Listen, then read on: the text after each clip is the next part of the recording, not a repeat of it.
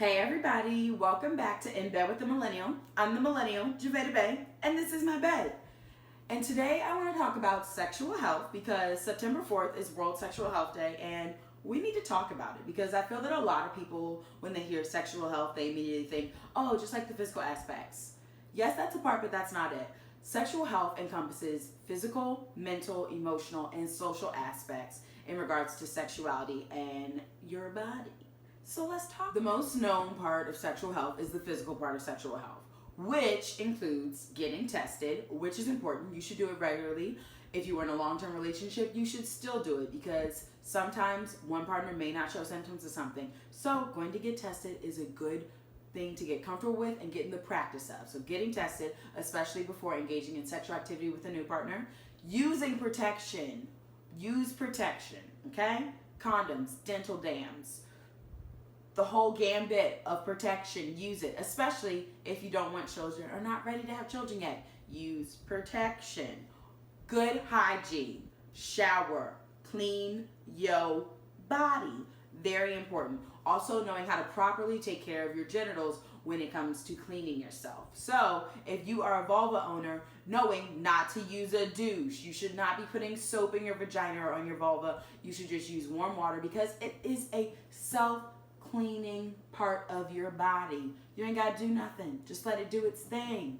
Okay? Okay. And then if you are a penis owner, knowing how to clean the foreskin if you still have foreskin and are uncircumcised. So that's how you do good hygiene for your genitals. And then lastly, if you masturbate, which I highly encourage, cleaning your sex toys. And then if you don't use toys, washing your hands. Don't just like jump into it after a long day of work and you done sweated and touched money and doorknobs. Wash your hands, get the bacteria off and everything, then go to town.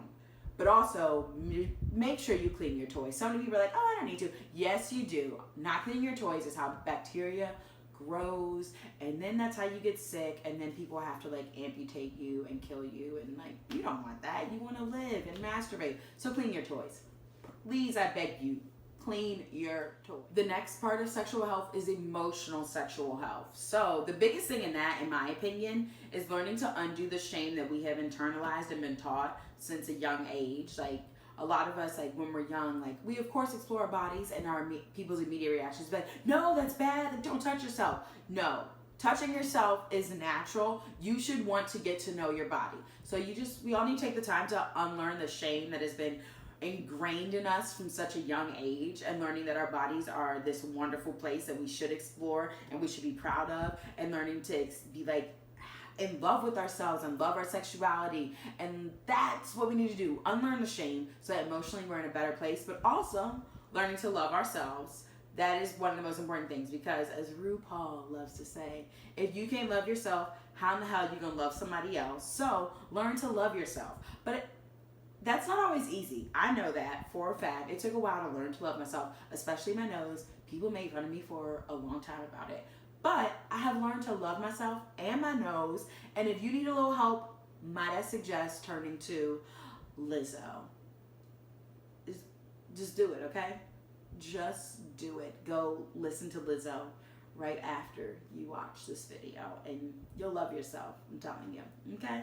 But emotional sexual health, learn to undo the shame and learning to love ourselves, so emotionally we are in a better place and more open to receiving and giving love, and trusting of our bodies to enjoy whatever experiences we choose to engage. The next part of sexual health is mental sexual health. So understanding that the way you think about things impacts you in a greater way than you can understand, and not everyone has the tools to be able to manage the way their brain thinks and the way they've been taught to like view relationships and interacting with people and sex and things of that nature. So if the way you interact in relationships or the way you interact with your body or anything of that nature doesn't feel healthy to you or isn't healthy, go seek professional help.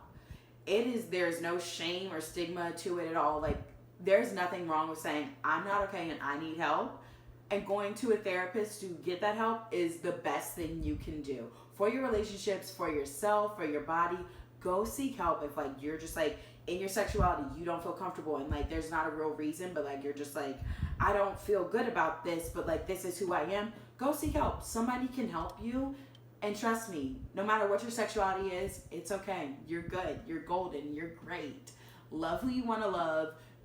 Don't love anyone at all. Be super not romantic. Only be sexual. Whatever it is, you're good. You're golden. Just know mentally that the most important part is being okay. And to get there, if you're not, seeking help is good. And I encourage it. I do it. Everyone should do it. Honestly, everyone should go to therapy. So just go. Seek professional help if you need it so that your mental health can be a priority, because your mental health impacts your sexual health. And the last part of sexual health is the social aspect, because we are social creatures. Like, we interact with people. Like, that's just the way humans work. But it can sometimes be negative because people love to throw their views and everything and they don't always align and yada, yada, yada, yada. Doesn't matter.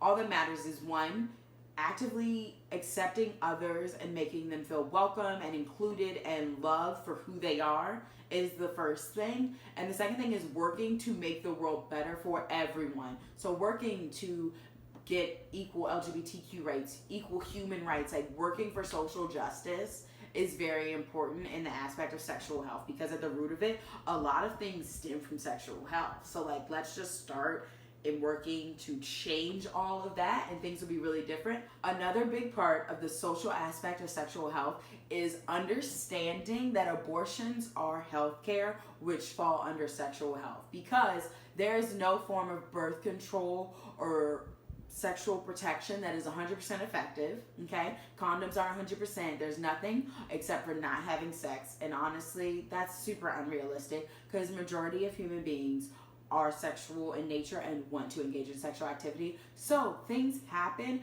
and not everyone wants children. People just aren't in the right place to have children financially. There are a lot of factors. So being able to access abortions that are safe and legal matter, and we need to work to keep that as a thing. So go out, do your research, donate to abortion funds, call your senators, call your congressman, be like, yo, stop it with these bills. Do what you have to do, because not everyone wants to have children. Not everyone's in a place where they can afford to have children. And things just happen. So people should be able to go out and get abortions if that is what they choose to do. You need to be pro-choice and you need to work to keep abortions legal. That is a big part of sexual health. Okay? Okay. And if you want, I got plenty of recommendations for great abortion funds and other ways to get involved on the abortion front. So be sure to come back next week for a new episode, and I'm gonna see y'all later. Deuces. Go get tested. Listen to Lizzo.